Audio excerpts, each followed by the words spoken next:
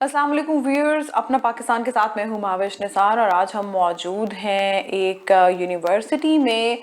और हमारे साथ जो शख्सियत मौजूद है उस यूनिवर्सिटी की डीन है। आईबीएम यूनिवर्सिटी में हम मौजूद हैं इस वक्त और हमारे साथ आईबीएम यूनिवर्सिटी के डीन शुजात मुबारक साहब मौजूद हैं। आप इकोनॉमिस्ट हैं, पाकिस्तान की इकोनॉमी पर हर लिहाज से आपकी एक गहरी नज़र है, ग्रिप है। Being an educationist, being an economist, एक इकॉनमी पर ऐसा नज़रिया जो कि प्रैक्टिकल, जो हम डेली बेसिस पे मुल्क की मईशत को देखते हैं, या कि फिर हम जिस तरह से कि अपनी इकॉनमी को एज एजुकेशन में एज ए सब्जेक्ट देखते हैं कि हमारे जो स्टूडेंट्स हैं, हमारी जो नई नस्ल है, उसका इकॉनमी की जानिब क्या रुझान है और कितना पोटेंशियल पाया जाता है हमारी नौजवान नस्ल में कि वो पाकिस्तान की इकॉनमी को बेहतर करने में अपना कुछ किरदार अदा कर सके। इन सब सवालात पर, इन सब पॉइंट पर बात करेंगे शुजात मुबारक साहब से। बहुत शुक्रिया सर, आपने वक्त दिया और माशाल्लाह आप अपनी जिम्मेदारियां अदा कर रहे हैं। आपकी एजुकेशन में आपका प्रोफाइल देख रही थी और बहुत इंटरेस्टिंग भी था। आमतौर पे एक तासुर होता है इकोनॉमिस्ट जो होते हैं या इकोनॉमी के जो सब्जेक्ट्स होते हैं कि बड़े खुश्क से होते हैं, बोरिंग से होते हैं। जो इकोनॉमिस्ट होते हैं वो भी थोड़ी ज़रा बोरिंग से होते हैं। तो आप एग्री करते हैं इस बात से? पहले तो हमें बताएं कैसा है। थैंक यू वेरी मच और बहुत शुक्रिया आपका। इनफैक्ट मेरा ख्याल है ऐसा नहीं है। अच्छा। इकोनॉमिस्ट के बारे में, मैथमेटिशियन के बारे में सही। और फिलोसोफर के बारे में कहा जाता है कि शायद वो खुश्क या ड्राई लोग हैं, लेकिन बिल्कुल ऐसा बिल्कुल। नहीं है। बल्कि सही। इकोनॉमिस्ट क्योंकि माशरे के मसाइल ऐसे होते हैं, जो इकोनॉमी के मसाइल ऐसे होते हैं कि उनको सोचने पे शायद मजबूर कर देता है, तो they tend to be more serious. लेकिन आम तौर पे मेरे जो दोस्त हैं, मैं तो खैर अपने आप को मईशत का स्टूडेंट समझता हूँ, बिजनेस का स्टूडेंट समझता हूँ। जो मेरे दोस्त हैं, मेरे उस्ताद हैं, दे आर वेरी जॉली। बल्कि उनमें से आपको हैरत भी होगी कि कुछ शायर भी हैं, कुछ एक्टर भी हैं और कुछ डायरेक्टर भी हैं। तो ये वैसे आपने इकोनॉमिस्ट बड़ी भी हैं। इंटरेस्टिंग बात की। आमतौर पे होता है कि जो इकोनॉमी के लोग हैं, मैथमेटिक्स के, फाइनेंस के, अकाउंट्स के, या जो साइंस के स्टूडेंट्स या टीचर्स हैं या जो साइंटिस्ट हैं, ये बड़े, इनका कोई आर्ट से कोई लगाव नहीं होता, शायरी या पीस ऑफ राइटिंग या लाइक आर्ट की तरफ उनका कोई रुझान नहीं होता। तो आप तो बड़ी इंटरेस्टिंग बात बता रहे हैं कि वो कुछ पोइट्स भी हैं और उनका इस तरह का भी इंटरेस्ट है। बल्कि तो मैं आपको बताऊं, मुझे याद आ गया कि एक मेरे दोस्त थे, मेरी उनसे नाराजगी हो गई तो मैं उनसे मिलने गया, तो उन्होंने एक शेर में मुझे राजी बना कर लिया लिया। और शेर ये था कि मुझे उन्होंने कहा कि वाबस्ता मेरी याद से कुछ तलखियां भी थी, अच्छा हुआ कि तुमने मुझे फरामोश कर दिया। अच्छा। तो शायद आपको भी शेर याद हो गया वैसे। तो मुझे भी वो शेर याद हो गया और दैट वाज सो इंटरेस्टिंग। मैंने कहा यार बस तलखियां सारी भूल खत्म जाएं, हो लेट्स गई, मीट अगेन। अब मैं फरामोश नहीं करा, मैं याद रखूंगा। जी। अच्छा, पाकिस्तान की इकॉनमी ही माशाल्लाह, अब तो अल्लाह बेहतर करे वैसे, लेकिन इतनी कोई उसकी जो हम सूरत हाल देखते हैं डे बाय डे, रोजाना की बुनियाद पे जैसे चेंजेस आ रहे होते हैं और अनफॉर्चुनेटली कोई अच्छे चेंजेस या पॉजिटिव चेंजेस नहीं आ रहे होते, तो इकॉनमी की भी सूरत हाल वैसे बड़ी इंटरेस्टिंग हो गई है कि डेली बेसिस पे चीज़ों की कीमतें बढ़ रही होती हैं। कभी हम देखते हैं डॉलर बढ़ गया, पेट्रोल, गोल्ड। अब गोल्ड या पेट्रोल जो है वो डायरेक्टली आम इंसान की जिंदगी से वाबस्ता तो नहीं होता। आमतौर पे ये समझा जाता है, हम ये सोचते हैं कि अच्छा यार, जो लेमैन है, जो मिडिल क्लास है, उन्होंने कौन सा रोजाना की बुनियाद पे गोल्ड खरीदना है, ये तो उनकी जरूरियात ही नहीं है। लेकिन उसके बावजूद सोसाइटी इफेक्ट होती है। तो ये जो सर्कल ऑफ चेन है कि डॉलर, पेट्रोल, गोल्ड, इनकी प्राइसेस डेली बेसिस की जो हमारी जिंदगी है उस पर इफेक्ट कैसे होती है? देखिए, एक बिल्कुल बुनियादी चीज़ है जो कि सब लोगों के समझने के लिए कि मईशत है क्या। मईशत बिल्कुल एक सिंपल सी, सादा सी चीज़ है कि आपके जो प्रोडक्ट्स हैं, जो आप अशिया प्रोड्यूस करते हैं और जो आप खिदमात देते हैं, इनमें आप इजाफा करते जाएं, आपकी इकॉनमी बेहतर होती चली जाए। ये आम आदमी के लिए, यानी कि मैं इसको और सिंपल कर देता हूँ कि अगर आपकी फैक्ट्रियाँ चल रही हैं, अगर आपकी ज़मीन से आपकी गंदम, अनाज और दूसरी चीज़ें निकल रही हैं, आपके दरख्तों से फल आ रहे हैं, तो आपकी मईशत बेहतर हो रही है। ये बिल्कुल इट्स अ वेरी सिंपल, इसको क्लासिकल इकोनॉमिक्स, फसलें अगर ग्रो कर रही हैं और दुनिया की आप अगर नॉर्मल इकोनॉमिक पॉलिसी भी होगी तो आपकी मईशत बेहतर रहेगी। लेकिन अगर आपकी फैक्ट्रीज बंद हैं, आपकी जो एग्रीकल्चर लैंड्स है वो आपकी इरिगेट नहीं हो रही, उसमें प्रोडक्शन नहीं हो रही, आप ज़मीनों से कोई चीज़ नहीं निकल रही, तो फिर आप दुनिया की जो मर्जी पॉलिसी बना ले, आप कुछ नहीं कर सकते। और पाकिस्तान में इस वक्त यही हो रहा है कि पाकिस्तान की फैक्ट्रियाँ बंद हैं, पाकिस्तान की ज़मीनें, आपको हैरानगी होगी कि पाकिस्तान का जो कल्टिवेबल एरिया है जिसके ऊपर हम काश्तकारी कर सकते हैं, उसका तकरीबन 50% ऐसे ही पड़ा हुआ है, जिसको अभी तक हम काश्तकारी नहीं कर हमें पा रहे। उसको उसकी वजह यह है कि काबिल ही पानी नहीं नहीं है, कुछ और बहुत सारे रीजन हैं। सही। इसी तरह पाकिस्तान की जो फैक्ट्रियां हैं, जो हमारी पोटेंशियल, जो चाहे वो टेक्सटाइल की हो या जो दूसरी फैक्ट्रीज हैं, वो भी तकरीबन 50-60% बंद पड़ी हैं। सही। तो ऐसी सूरत हाल में आपकी जो अशिया हूँ या चाहे जो भी चीज़ें, उनकी प्राइसेस तो बढ़ेंगी। गोल्ड और जो पेट्रोल की प्राइसेस है, ये तो एक इंडिकेटर है। आप देख लें, आपकी जो वेजिटेबल की प्राइसेस हैं, आपकी जो कमोडिटी की प्राइसेस हैं, आपकी जो आप पहनने, खाने, रोटी, कपड़ा और मकान की जो प्राइसेस हैं, वो आपने देखा होगा कि किस तरह से इंक्रीज कर रही हैं। तो बुनियादी वजह यह है कि पाकिस्तान की इकोनॉमी में हम प्रोडक्शन नहीं कर पा रहे, और आगे चल के मैं आपको बताऊंगा कि ये प्रोडक्शन ना करने की क्या बुनियादी वजूहत है। बिल्कुल। अच्छा, जैसे पाकिस्तान को ब्रेड बास्केट कहा जाता था, पाकिस्तान एक एग्रीकल्चरिस्ट लैंड है। फॉर्चुनेटली अल्लाह ने हर तरह का फ्लेवर पाकिस्तान को दिया है, भले वो फसलें हैं, वो मौसम है, वो हमारा कल्चर है। हर तरह की चीज़, हर तरह का रंग, हर तरह का खाने पीने की अशिया में हर वैरायटी नेचुरली पाकिस्तान के पास मौजूद है। और हम हर प्रोग्राम में हमेशा ये सवाल देखते सुनते हैं कि क्या वजह है, फिर हम पीछे क्यों रह गए, क्या वजह है। अब एग्रीकल्चर तो एक ऐसी बेसिक चीज़ है कि बड़े पैमाने पर भी अगर कोई काश्तकार है या छोटे पैमाने पर भी है, तो हमारा जो ब्रेड एंड बटर है, एक मईशत का बड़ा हिस्सा, वो तो एग्रीकल्चर है। फिर हमने उसे इतना इग्नोर कैसे कर दिया कि आज हमारे ये हालात हो गए। देखिए, आपने बहुत अच्छा सवाल किया, और ये बिल्कुल आपने सही कहा कि इसको फूड बास्केट कहा जाता था। अगर हम 1947 से पहले देखें तो सब कॉन्टिनेंट की वेजिटेबल्स, जितना भी बाकी सारी जो वीट यहाँ से प्रोड्यूस होती थी, और ना सिर्फ सब कॉन्टिनेंट बल्कि यूके तक जाती थी, क्योंकि ब्रिटिशर्स यहाँ पर थे तो वो यहाँ से लेके जाते थे। और बल्कि मैं आपको ये भी बताऊं कि जो फूड प्रोडक्शन के हवाले से इंडस्ट्रियलाइजेशन यूके की हुई है, वो पाकिस्तान के खित्ते ने उसको स्पॉन्सर किया, यानी कि यहाँ से हमारी अशिया वहाँ पर जाती थी। अब जो आपने सवाल किया कि आखिर क्या हुआ कि हमारे यहाँ वही ज़मीन का खित्ता, वही एक टुकड़ा जो कि उस वक्त बहुत अच्छे सिस्टम भी नहीं थे, ट्यूबवेल भी नहीं थे, और भी बहुत सारी चीज़ें, इतनी सहूलियात नहीं था ऐसा कुछ भी। इसके बावजूद वो बेस्ट ऑफ द बेस्ट था in term of vegetable, in term of agriculture. तो इसकी थोड़ी सी मुझे अगर आप मुझे अलाउ करें तो मुर्दे इल्ज़ाम हमें ठहराना पड़ेगा हमारे जो अर्ली पॉलिसी मेकर्स थे कि 1947 में जब हमारी पॉलिसी बनी तो हमने उस वक्त प्रो इंडस्ट्रियलाइजेशन पॉलिसी की तरफ गए। आप देखेंगे पाकिस्तान की 1947 से 1958 और 1958 से 1968 में, बल्कि 60 तक हमारी कंप्लीट प्रो इंडस्ट्रियलाइजेशन पॉलिसी थी। हमने एग्रीकल्चर को कंप्लीटली इग्नोर किया। वजह ये थी कि पाकिस्तान के पास कोई फैक्ट्री नहीं थी, यहाँ पे कोई बैंक ऐसा नहीं था, कोई ऐसा दूसरा इंफ्रास्ट्रक्चर नहीं था। तो हमारी कोशिश ये थी पाकिस्तान के उस वक्त की पॉलिसी मेकर्स की कि यहाँ पे फैक्ट्रियाँ लाई जाएं। इंडस्ट्रियलाइजेशन का उस वक्त दौर था, यहाँ पे इंडस्ट्री ज़्यादा लाई जाएं। अब इसमें क्या हुआ कि हमने एग्रीकल्चर सेक्टर को बिल्कुल भुला दिया। 60s में ग्रीन रेवोल्यूशन के नाम पे कुछ एग्रीकल्चर सेक्टर में कुछ चीज़ें की गई, कुछ इकदाम किए गए, लेकिन वो बहुत ज़्यादा खातिर खा नहीं थे। स्पेशली लैंड रिफॉर्म्स करने की कोशिश की गई, वो बहुत अच्छे साबित नहीं हुए। तो आप ये समझ लीजिए कि शुरू से हमारा जो प्रो इंडस्ट्रियल पॉलिसीज़ थी, उसकी वजह से हमारे एग्रीकल्चर सेक्टर ने बहुत हद तक सफ़र किया। यानी हमने पाकिस्तान के मॉडल ऑफ ग्रोथ को समझने की कोशिश नहीं की। हमने ये सोचा कि यहाँ पे इंडस्ट्रीज लगा दी जाएं तो हम तरक्की कर जाएंगे, जबकि अगर हम एग्रीकल्चर पे तवज्जो देते तो वही हमें बहुत प्रॉफिटेबल होता बजाय इंडस्ट्रीज लगाने। बिल्कुल, देखिए जब हम सीढ़ी चढ़ रहे होते हैं तो जब नीचे वाली सीढ़ी मजबूत होती है तो हम ऊपर वाली सीढ़ी पे जाते हैं, स्टेप बाय स्टेप। इसी तरह इकोनॉमी का यही प्रोसेस है। ये प्राइमरी सेक्टर कहते हैं एग्रीकल्चर को। एग्रीकल्चर सेक्टर मजबूत होगा, फिर आप इंडस्ट्रियलाइजेशन की तरफ जा सकते हैं। इंडस्ट्रियलाइजेशन अच्छी होगी तो आप सर्विस सेक्टर की तरफ मूव कर सकते हैं, और पूरी दुनिया में इसी तरह से प्रोसेस हुआ है। हमने अनफॉर्चुनेटली जंप करने की कोशिश की। जब हमने जंप किया तो एग्रीकल्चर सेक्टर हमारा बहुत हद तक पीछे रह गया, और उसका आज तक बुनियाद कमजोर रह गई, और हमने सोचा कि हम शायद टॉप पे पहुंच जाएंगे ऐसे। अच्छा, ग्रीन रेवोल्यूशन की आपने बात की। ग्रीन रेवोल्यूशन अभी रिसेंटली फिर से शुरू होने जा रहा है।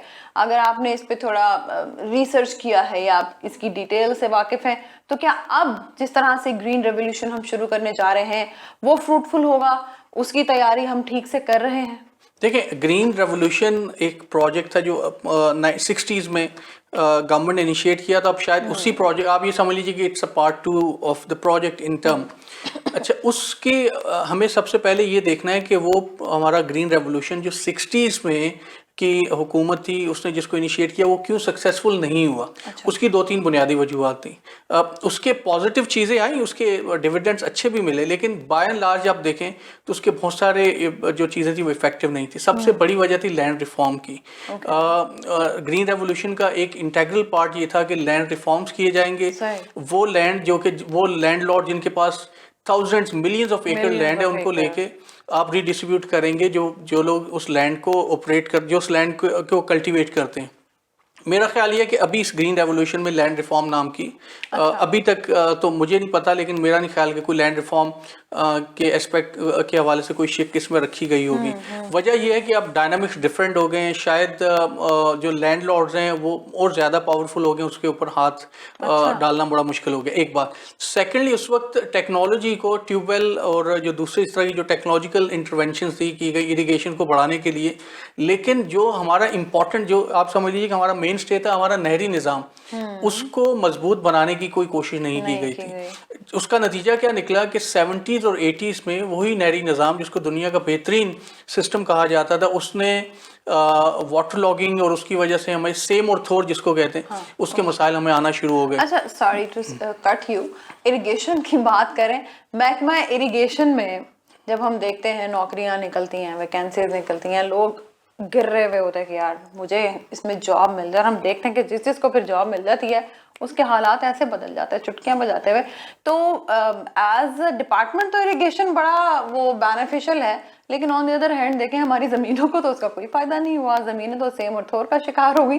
ये क्यों हुआ? देखिए, ये तो इरिगेशन क्या, आप कोई भी देख लें, आप कोई भी, आप जाहिर है कि लोग नाराज होंगे हमारे महकमों के क्यों नाम लेते हैं, लेकिन आप वापडा को देख लें, आप सुई गैस के जो भी डिपार्टमेंट्स हैं या दूसरे डिपार्टमेंट्स उनको देख लें, लोग उसमें चले जाते हैं और फिर जाहिर है कि वो पैसे लेके जो कौमी असासा है वो बेच देते हैं। जैसे इरिगेशन डिपार्टमेंट के ऊपर बहुत बड़े एलिगेशंस ये हैं कि ये लैंडलॉर्ड्स को, लोगों को पैसे लेके उसके मुताबिक उनको पानी दे रहे होते हैं, और भी बहुत सारे इस तरह के पानी चोरी की है, बिल्कुल। तो बहुत सारी इस तरह के मसाइल हैं, और मैं ये समझता हूँ कि ये जो हमारे वीक इंस्टीट्यूशंस हैं, जो करप्शन से अटे हुए इंस्टीट्यूशंस हैं, ये शायद हमारी एक बड़ी वजह है पाकिस्तान की मौशी कमजोरी की, यानी means corruption in any way. अच्छा, माशाल्लाह आपकी बहुत एक ग्रिप है इकोनॉमी पे, आप उस्ताद भी हैं, आप प्रैक्टिकली इकोनॉमी को देख भी रहे हैं।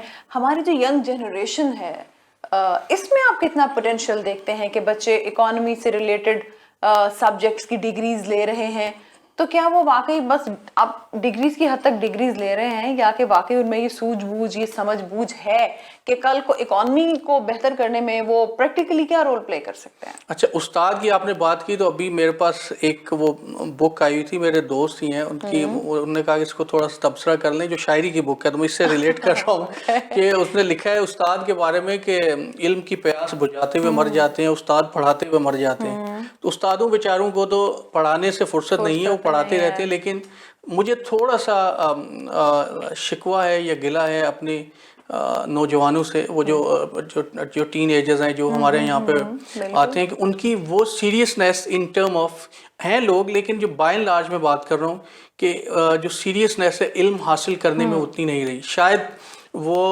उस्ताद तो बेचारा पढ़ाता पढ़ाता मर जाता है, लेकिन वो खुद से उनका इंटरेस्ट उसमें नहीं रहा। रिजल्ट उसका क्या निकल रहा है कि हमारे पास हम जो भी ह्यूमन रिसोर्स प्रोड्यूस कर रहे हैं, जो इंसानी वसाइल जिसको कहते हैं, उसको हम प्रोड्यूस कर रहे हैं, तो वो जब मार्केट में जाता है तो उसकी बहुत ज़्यादा डिमांड नहीं है।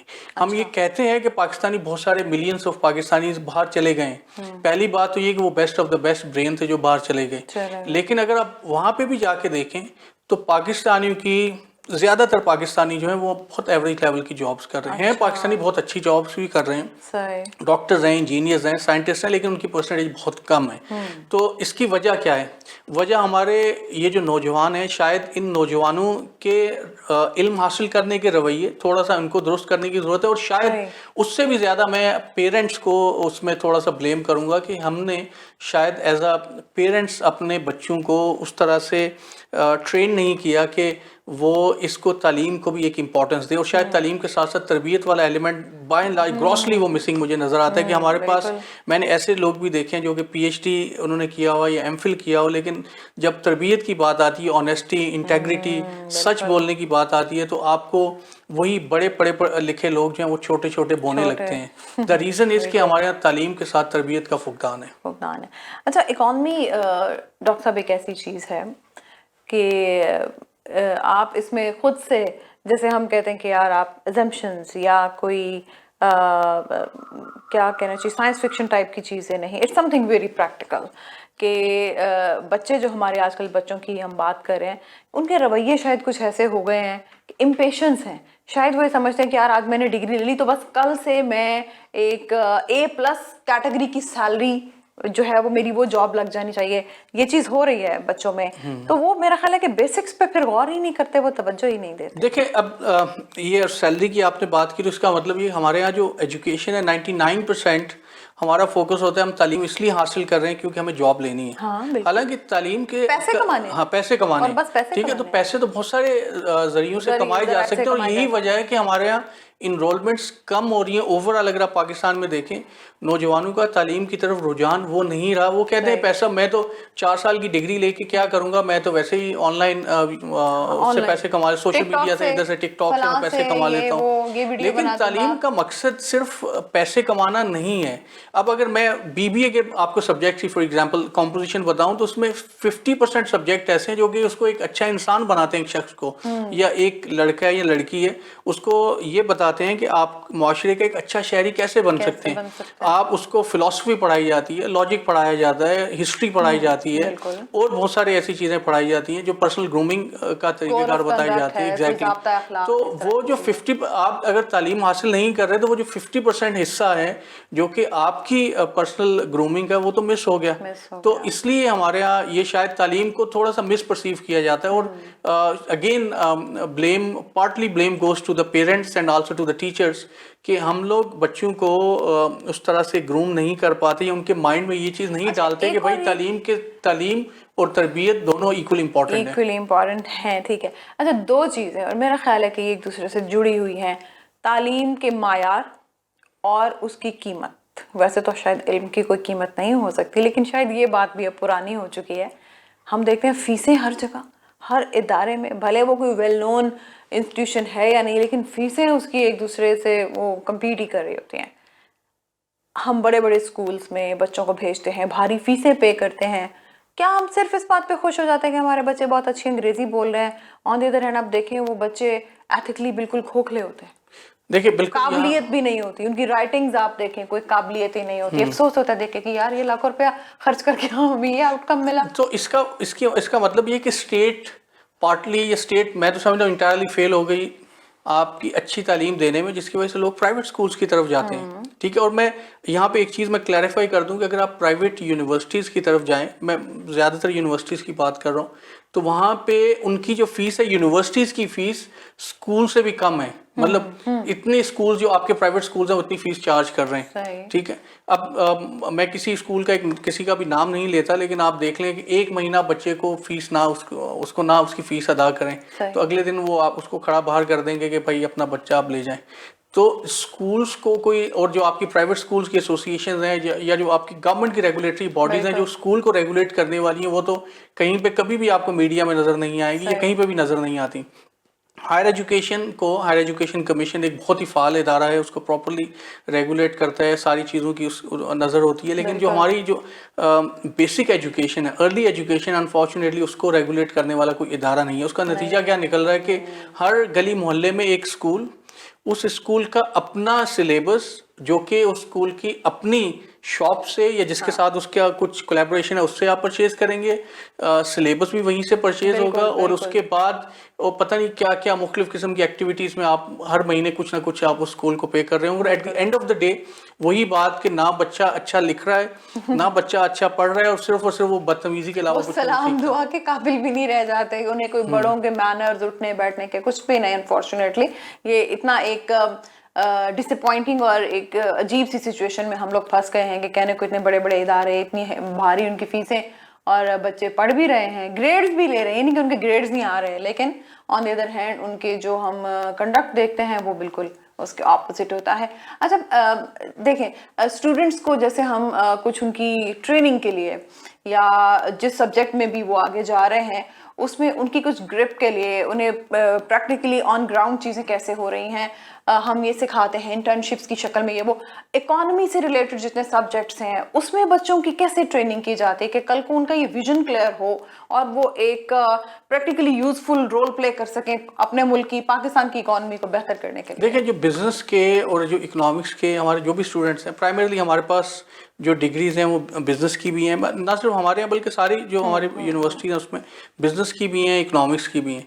और जितने भी ये स्टूडेंट्स हैं जो इनके इंडस्ट्री के साथ लिंकेज एक इंटेग्रल पार्ट है। फॉर एग्जांपल हमारे यहाँ being located in this industrial hub हमारा बहुत क्लोज कोऑर्डिनेशन रहता है जो कि हमारी कुरंगी इंडस्ट्रियल पार्क इसके साथ, काटी है Korangi association of trade and industry है, federation of Pakistan chamber of commerce and industry है। तो हमारे जो स्टूडेंट्स हैं वो ना सिर्फ इन चैम्बर्स में, इंडस्ट्रियल पार्क्स में वो जाते हैं, ना सिर्फ उनके साथ इंटरेक्ट करते हैं, बल्कि मैं आपके साथ ये शेयर करूं कि जो स्टूडेंट जब डिग्री ख़त्म कर रहा होता है तो उसका जो आखिरी प्रोजेक्ट होता है वो डायरेक्टली इंडस्ट्री में होता है कि वो किसी एक इंडस्ट्री को सिलेक्ट करके उस इंडस्ट्री के क्या इश्यूज हैं वो जो रेलेवेंट स्टेक होल्डर्स हैं उनके साथ वो डिस्कस करता है, उनके फिर वो ग्रुप की शक्ल में उनका सोल्यूशन पेश करते हैं और वो उनका जो सोल्यूशन है वो प्रेजेंट किया जाता है उसी इंडस्ट्री के, उसी कंपनी के बोर्ड रूम में, और फिर वो उसकी बेसिस पे उसकी जो भी स्कोरिंग वगैरह होती है।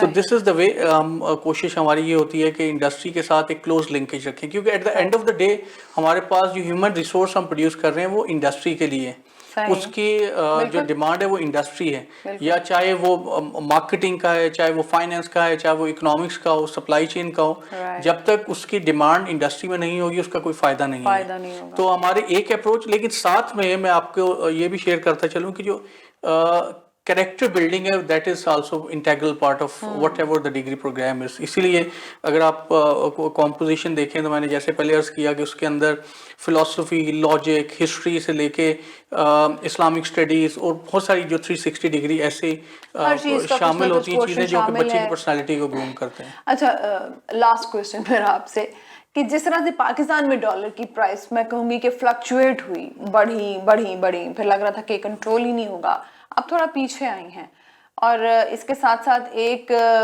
ये भी शोर सुनने को मिलता है कि ये एक टेम्परेरी कंट्रोल है, कंट्रोल में रहेगा नहीं डॉलर इस तरह से। आप कितना मुत्तफिक हैं इस बात से?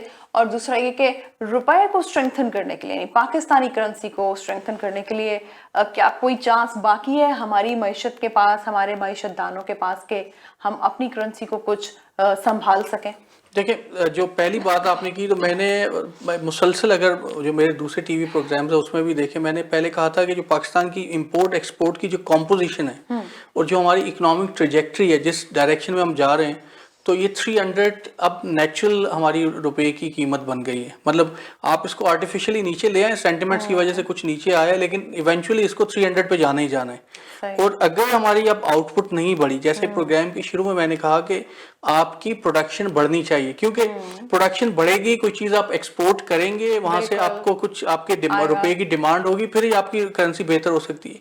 प्रोडक्शन में हमारे यहाँ कोई खातिर खा इजाफा नहीं हो रहा। उसकी वजह क्या है? जो पाकिस्तान की जो सूरत हाल, अगर आप कॉम्पोजिशन देखें पाकिस्तान की, तो अगर हम एक 10 रुपए की कोई चीज़ प्रोड्यूस कर रहे हैं तो 6 रुपए की हम चीज़ें इंपोर्ट कर रहे हैं। जैसे फॉर एग्जांपल टेक्सटाइल की आप मिसाल ले लें कि टेक्सटाइल की अगर आपने आउटपुट $1 मिलियन की आप कोई चीज़ प्रोड्यूस कर रहे हैं तो उस $1 मिलियन की प्रोडक्शन करने के लिए शायद आपको $500,000 की इंपोर्ट्स करनी पड़ रही है। अब वो $1 मिलियन की प्रोडक्शन होगी, अब जबकि आप $500,000 की एक्सपोर्ट नहीं करेंगे, आप उसमें से आधी 80% डोमेस्टिक आपकी कंजम्पशन चली जाएगी, उसमें 20% आप एक्सपोर्ट कर रहे हैं। इसका मतलब ये है कि आप जब प्रोडक्शन कर रहे होते हैं तो इंपोर्ट आप ज्यादा करते हैं, एक्सपोर्ट कम कर रहे होते हैं। तो पाकिस्तान की इकोनॉमी में जब तक आप पूरी वैल्यू चेन को इंटरनल नहीं करेंगे, यानी कि वो सारी चीजें जो आप बाहर से इंपोर्ट करते हैं जब तक वो पाकिस्तान में प्रोड्यूस नहीं करेंगे, उस वक्त तक ये पाकिस्तान के मसाइल रहेंगे।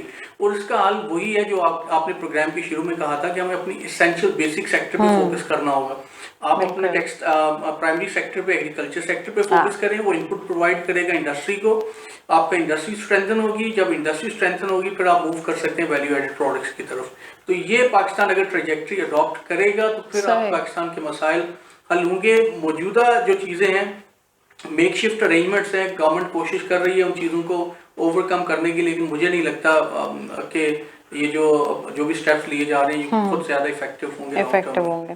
Thank you so much Shujaat Mubarak sahab, बहुत ही यूज़फुल कॉन्वर्सेशन रही आपसे। और पाकिस्तान की इकॉनमी और जो हमारी यंग जनरेशन है जिस तरह से अपना रोल प्ले करना चाहिए, हम दुआ कर सकते हैं और ये विश कर सकते हैं कि जो हमारी यंग जनरेशन है जो इकॉनमी से रिलेटेड सब्जेक्ट्स में डिग्री होल्डर्स हैं वो एक यूज़फुल रोल प्ले कर सकें।